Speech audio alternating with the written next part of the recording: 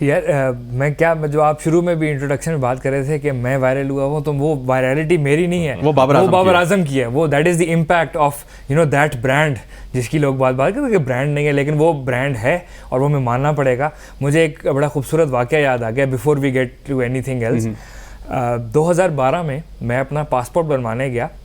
मैं उस टाइम पे खेलता था शाह फैसल क्रिकेट क्लब में लाहौर में, और उसके बिल्कुल करीब जो है वो बरकत मार्केट के पीछे पासपोर्ट सेंटर है। तो मैं वहाँ पे मेरा उम्मीद ये थी कि जाता हूँ पासपोर्ट बनवा के फ्री होऊंगा, शाम हो जाएगी, नेट करने चला जाऊँगा, गेम खेलने चला जाऊँगा। तो मेरे साथ किट वगैरह सब कुछ था। अब मैं लाइन में लगा हुआ पासपोर्ट बनवाने की, और मेरे सामने एक अंकल खड़े हुए हैं, not too old not too young, middle age.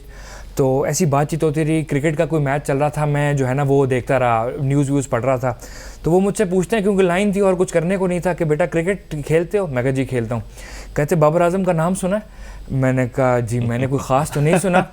तो कहते मेरा बेटा है, मैं आज़म सिद्दीकी हूँ। मैं कहा जी अच्छा। तो कहते कामरान अकमल, उमर अकमल मेरे भतीजे हैं माशाल्लाह से, लेकिन मैं बाबर आजम को इस टाइम तैयार कर रहा हूँ।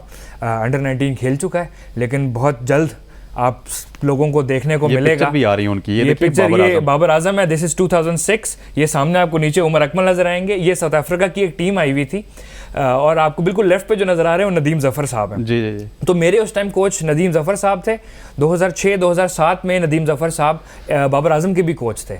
तो मैं वो इंटरेक्शन हो गया। उनके जो वालिद के जो अल्फाज थे कि देखना जिस दिन बाबर आ गया पाकिस्तान क्रिकेट में, पूरी दुनिया जानेगी कि बाबर आजम कौन है, सिर्फ मैं इंतज़ार कर रहा हूँ उस दिन का कि उसका नाम आ जाए। उन्होंने इतनी बड़ी बातें कर दी, मैं थोड़ा हैरान हुआ। कामरान अकमल, उमर अकमल खेल भी रहे थे, जानते भी थे उनको सब। तो मैं वापस गया, मैंने जाके अपने कोच से पूछा, मैं कहा सर बाबर आजम कौन है, ज़रा बताएं तो सही, कैसा खेलता है? कहता यार बहुत कमाल लड़का है, बहुत मेहनती लड़का है, और ऐसा वो लड़का है कि उसको क्या मैं कोचिंग कर रहा हूँ उसकी, क्या एक टाइम पे था उसका कोच, मैं टीम का कोच था, लॉर्ड्स टीम का, लेकिन वो लड़का कुछ और है, और वो बहुत मेहनती है, बहुत अच्छा क्रिकेटर है। और जो 2006 का अखबार की अभी आप कटिंग देख रहे हैं, ये नदीम साहब की कोचिंग में इन्होंने 100 मारा था, और इनकी पजीराई वहाँ से होनी शुरू हुई थी। पहला 100 गालिबन इनका रिकॉर्डेड जो पहला 100 था, ये शायद उसकी क्लिपिंग है। और उसके बाद सिलसिला शुरू हुआ।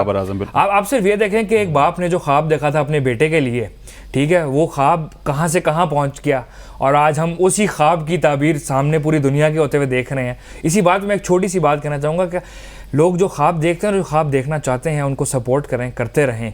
ऐसे बहुत सारे लोग हैं जो ख्वाब तो देखते हैं लेकिन उनकी ताबीर होते हुए नहीं देख सकते। उसमें से बहुत से कुछ लोग हैं जो सपोर्ट करते हैं लोगों को, तो उन लोगों का हाथ भी दें, उन लोगों को थैंक यू भी बोलें। वहाँ पे मैं एक इंसान का थैंक यू कहना चाहूँगा, मोहसिन गिलानी साहब का, कि वो भी ऐसे ख्वाबों की ताबीर को पूरा करते हुए बहुत सारे लोगों की देखना चाहते हैं और देख भी रहे हैं। Thank you to you and to Azam साहब एज वेल। मुझे लग रहा है कि मैं मॉर्निंग शो में बैठा हूँ, to be frank speaking, it's not a sports show.